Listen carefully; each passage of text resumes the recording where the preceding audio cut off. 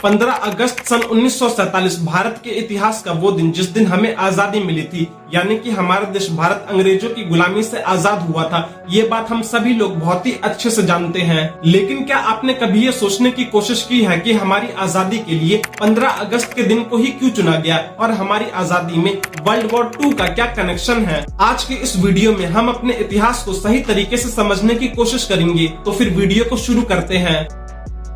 देखिए, हमारी इस कहानी की शुरुआत 1 सितंबर 1939 को होती है, जब हिटलर ने पोलैंड पर अटैक करते हुए सेकेंड वर्ल्ड वॉर को शुरू कर दिया था। और इस युद्ध की जवाबी कार्रवाई में ब्रिटेन और फ्रांस ने जर्मनी पर अटैक कर दिया। ये युद्ध दो वर्ल्ड ऑर्डर्स के बीच में लड़ा गया, जिसमें एक तरफ थी एक्सिस पावर, जिसमें जर्मनी, जापान और इटली शामिल थे, और दूसरी तरफ एलाइज पावर शामिल थी, जिसमें France, Britain, America, Soviet union और थोड़ा सा चाइना भी शामिल था। यहाँ पर आपका ये जान लेना बहुत ही जरूरी है कि वर्ल्ड वॉर 2 की शुरुआत में अमेरिका इस युद्ध में शामिल नहीं था, लेकिन बाद में चलकर एक देश था जिसने अमेरिका को उंगली कर दी, जिसके बाद अमेरिका इस युद्ध में शामिल हो गया। अब हम लोग अपनी कहानी की तरफ आगे बढ़ते हैं। ये युद्ध जैसे ही शुरू हुआ तो इसमें जर्मनी और ब्रिटेन ये दोनों आमने सामने थे, और ये दोनों ही देश एक दूसरे के शहरों पर जबरदस्त बम गिरा रहे थे। शुरुआत में जर्मनी ब्रिटेन के ऊपर बहुत ज्यादा भारी पड़ा और लंदन शहर में बम गिरा कर लंदन को पूरी तरह से बर्बाद कर दिया, जिसके बाद ब्रिटेन को युद्ध लड़ने के लिए सैनिकों की कमी पड़ने लगी, क्योंकि या तो उनके सैनिक युद्ध में मारे गए थे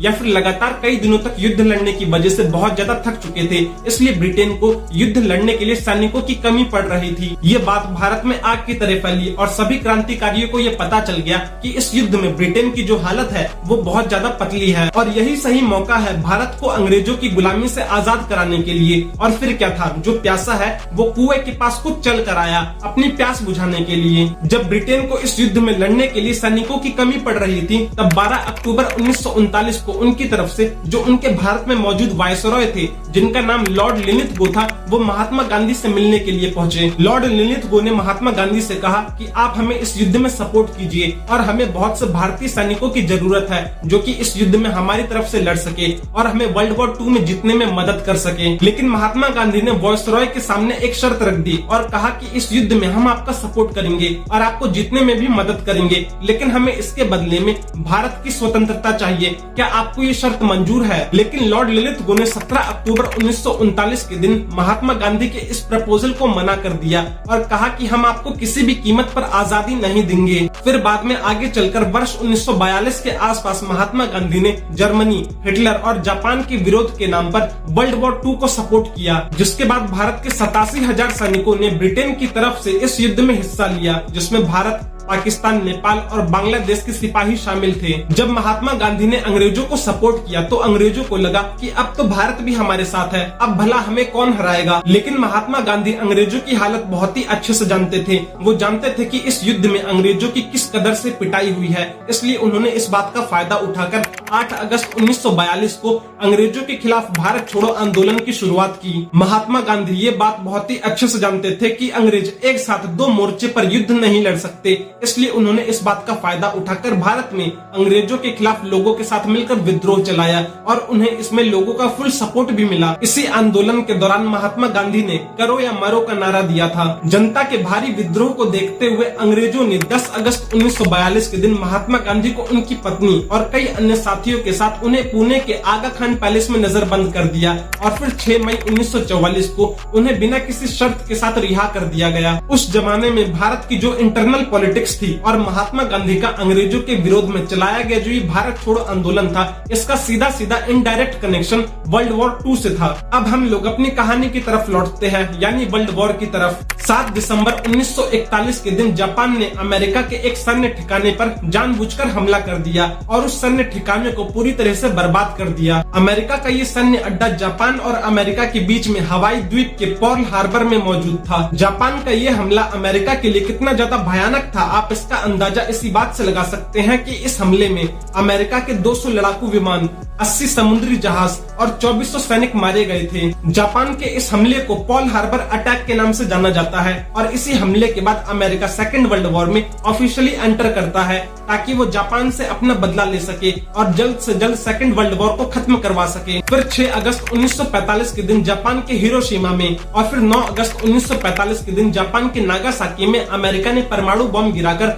जापान से पर्ल हार्बर का बदला लिया। और फिर अमेरिका ने जापान से कहा कि देख भाई, तू जल्द से जल्द सरेंडर कर दे, नहीं तो हम इस बार 15 अगस्त के दिन टोक्यो शहर में परमाणु बम गिराएंगे और ये वाला बम उन दोनों बम से भी ज्यादा खतरनाक होगा। जिसके बाद जापान ने डर के मारे सरेंडर कर दिया और वो दिन था 15 अगस्त 1945 का। आप लोग ये डेट याद रखना क्योंकि इस डेट का कनेक्शन हमारी आजादी से भी है। जापान के सरेंडर कर देने के बाद जर्मनी सेकेंड वर्ल्ड वॉर में अकेला पड़ गया और वो अकेले ही अमेरिका, ब्रिटेन, फ्रांस और सोवियत यूनियन जैसे देशों से लड़ रहा था। लेकिन ये लड़ाई ज्यादा दिन तक नहीं चल पाई और फिर लास्ट में जर्मनी की हार के बाद 2 सितंबर 1945 को वर्ल्ड वॉर 2 पूरी तरह से समाप्त हो गया। इस युद्ध में सबसे ज्यादा नुकसान ब्रिटेन को पहुंचा था, जिसकी वजह से ब्रिटेन इकोनॉमिक रूप से इम्बैलेंस हो चुका था और वो भारत को सही तरीके से मैनेज नहीं कर पा रहा था। इस युद्ध की वजह से ब्रिटेन की जो आम जनता थी वो बहुत ज्यादा गुस्से में थी और उन्होंने वर्ष 1945 के इलेक्शन में ब्रिटेन की लेबर पार्टी को भारी बहुमत से चुनाव जितवा दिया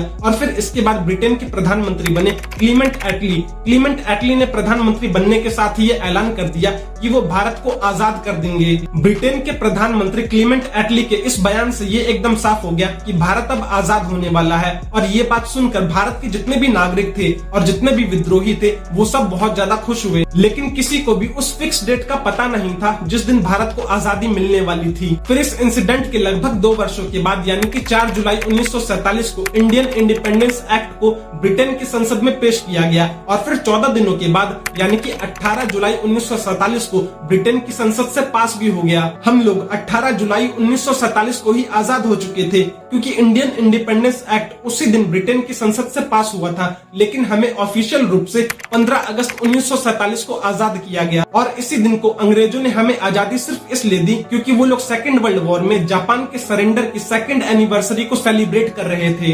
अगर जापान ने उस दिन सरेंडर नहीं किया होता तो शायद ये युद्ध और भी लंबा चलता और जर्मनी इस युद्ध में कभी भी अकेला ही नहीं पड़ता। अगर आप लोग साइकोलॉजिकल रूप से देखो तो जो एलाइज पावर थी जिसमें Britain, France, America, Soviet union और चाइना शामिल थे, ये लोग 15 अगस्त 1945 के दिन ही सेकेंड वर्ल्ड वॉर को जीत चुके थे, जिस दिन जापान ने अपने घुटने टेक दिए और जर्मनी इस युद्ध में अकेला पड़ गया। आप लोग इसे ऐसे समझो कि अंग्रेजों के लिए सेकेंड वर्ल्ड वॉर जीतना उनके लिए इंटरनेशनल लेवल पर एक बहुत बड़ी कामयाबी थी और दूसरी तरफ भारत को आजादी देना उनके लिए कोई उतना बड़ा दर्द नहीं था क्योंकि वो लोग पहले ही भारत पर 190 साल तक शासन कर चुके हैं और वो लोग पहले ही भारत से बहुत सारी चीजें लूट चुके हैं और जाते जाते उन लोगों ने भारत के 2 टुकड़े कर दिए हैं, भारत और पाकिस्तान के रूप में। इसलिए उन लोगों की नजर में भारत को छोड़ने का ये छोटा सा गम उनकी इतनी बड़ी जीत के सामने कहीं पर भी नहीं टिकता। अब आप लोग ये तो समझ ही गए होंगे कि भारत को 15 अगस्त के दिन ही आजादी क्यों मिली। लास्ट में जाते जाते आप सभी देशवासियों को मेरी तरफ से भारत के 75वें स्वतंत्रता दिवस की ढेर सारी शुभकामनाएं। मैं मिलता हूँ आपसे नेक्स्ट वीडियो में, तब तक के लिए जय हिंद, वंदे मातरम।